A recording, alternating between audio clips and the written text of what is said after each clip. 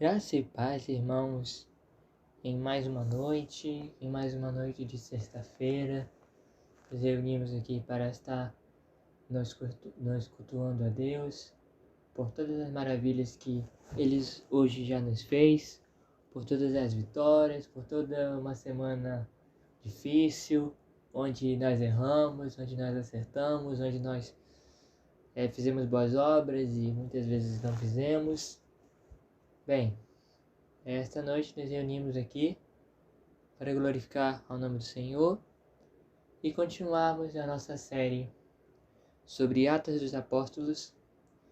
E hoje vamos estar lendo Atos 4, 5. E basicamente é Pedro e João perante o Sinédrio. O que ocorre aqui?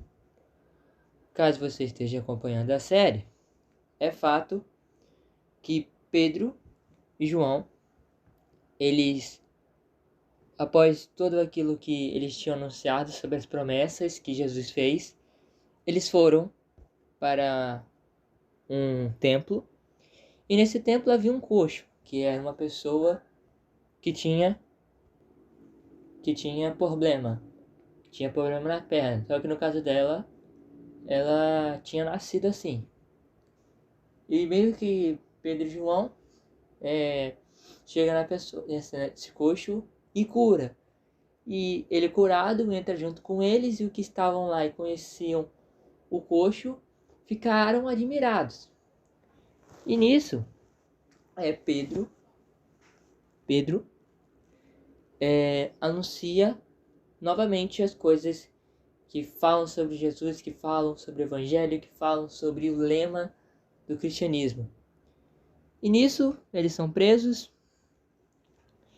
e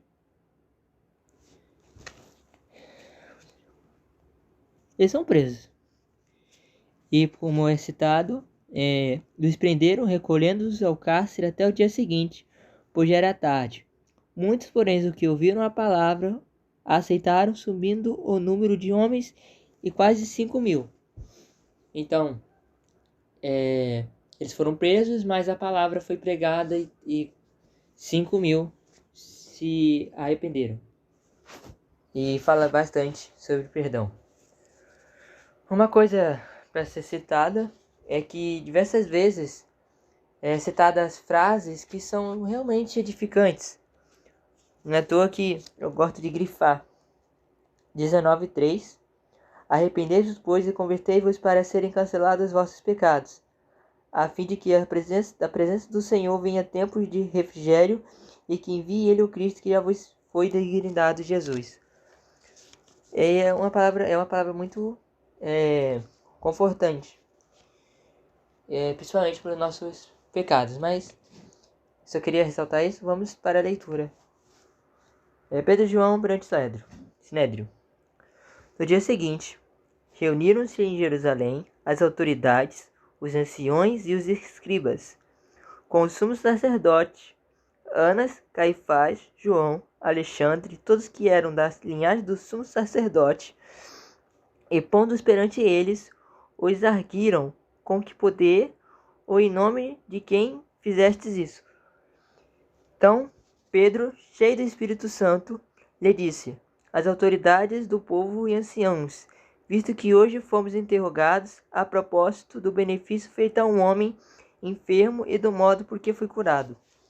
Tomai conhecimento, vós, todos e todo o povo de Israel, de que em nome de Jesus Cristo, o Nazareno, a quem vos crucificastes, e a quem Deus ressuscitou dentre os mortos, sim, em seu nome é que este está curado perante vós. Este Jesus é pedra rejeitada por vós, os construtores, a qual se tornou pedra angular. E não há salvação em nenhum outro, porque abaixo do céu não existe nenhum outro nome dado entre os homens pelo qual importa que sejamos salvos. Ao veres a interpretez de Pedro e João, sabendo que eram homens iletrados e incultos, admiraram-se e reconheceram que haviam eles estado com Jesus. Vendo com ele o homem que fora curado, nada tinha que dizer em contrário, e mandando ao sair do sinédrio, consultavam entre si, dizendo: que faremos com estes homens? Pois na verdade é manifesto a todos os habitantes de Jerusalém que um sinal notório foi feito por eles, e não os podemos negar. Mas para que não haja maior divulgação entre o povo, ameaçarmos para não mais falar em nome a quem quer que seja. Chamando-os, ordenaram-lhes que absolutamente não falassem nem ensinassem em nome de Jesus. Mas Pedro e João lhes responderam: julgai se é justo diante de Deus ouvir-vos a vós outros do que a Deus. Pois não podemos deixar de falar das coisas que vimos e ouvimos. Depois, ameaçando-os mais ainda, os soltaram, não tendo achado como castigá-los por causa do povo, porque todos glorificavam a Deus pelo que aconteceu. Ora, tinha mais de 40 anos aqueles em que se operara essa cura milagrosa. Amém. E impressionante, eu consigo citar 2 palavras daqui. Mas vamos recapitular. Mas eu quero dizer as 2 palavras, né? Pois nós não podemos deixar de falar das coisas que vimos e ouvimos. Vimos e ouvimos. Muito interessante. Esse 11, este Jesus é pedra rejeitada por vós, os construtores, a qual se tornou a pedra angular. Quer dizer que Jesus, nessa construção, ele foi a pedra rejeitada, mas essa pedra é o foco de tudo. Muito interessante. Agora voltando à história, para explicar. Como eu disse, Pedro e João, eles fizeram a cura e nisso eles foram presos. E diante deles eles estavam perante o Sinédrio, que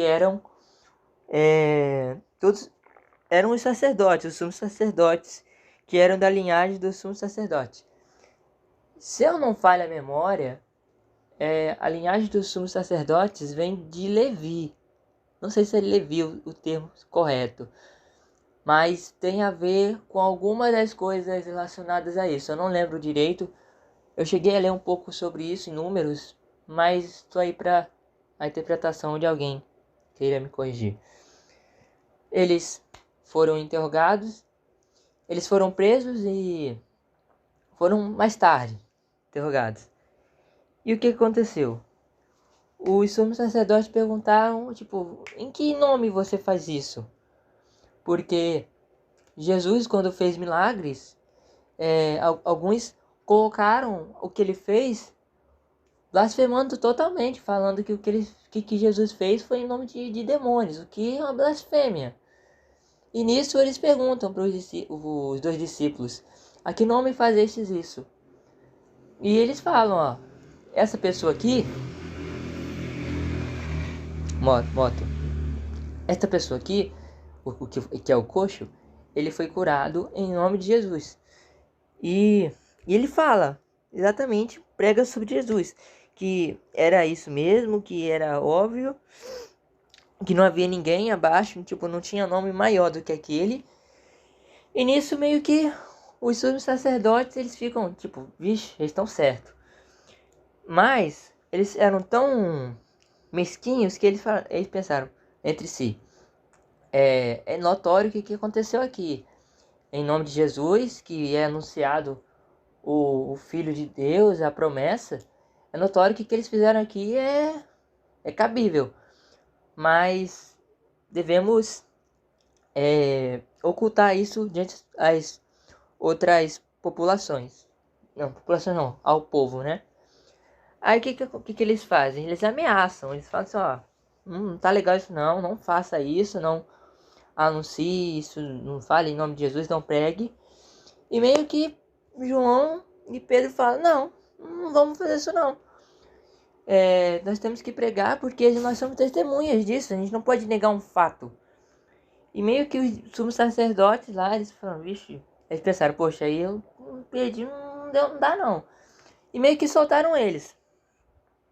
E eles não podiam também não fazer nada contra eles, porque era óbvio o que aconteceu lá, era algo muito óbvio.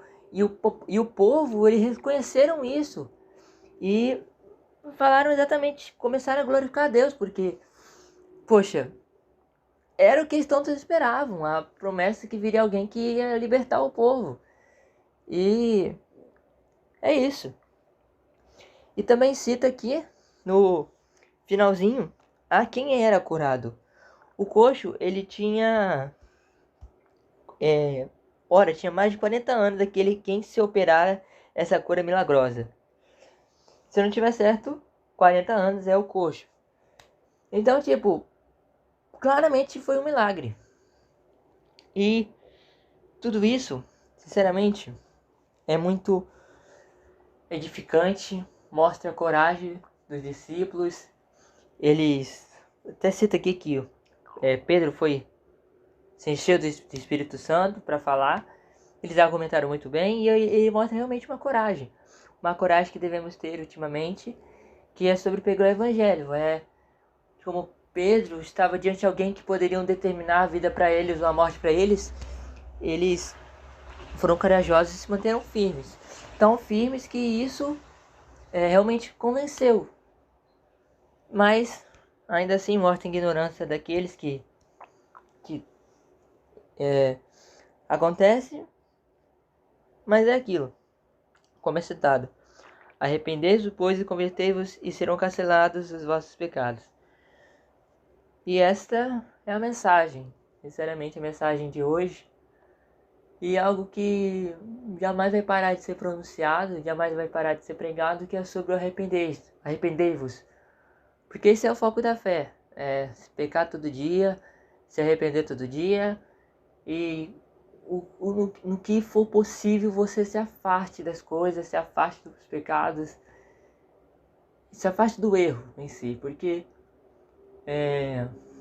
no meu ponto de vista, como fala em Salmos a Davi, na verdade quem escreve, se eu não me engano, é Salomão, que tudo é vaidade, vaidade, e todos digam que é vaidade, e é realmente vaidade tudo isso, entendeu? E é sobre isso, sinceramente. Eu vou encerrando o vídeo por aqui. Que Deus esteja com vocês, que a graça esteja com todos, para a próxima semana que está por vir. E obrigado a Deus também por tudo, né? Todas as coisas boas que Ele tem nos feito. E é isso, eu encerro por aqui. Bye, bye.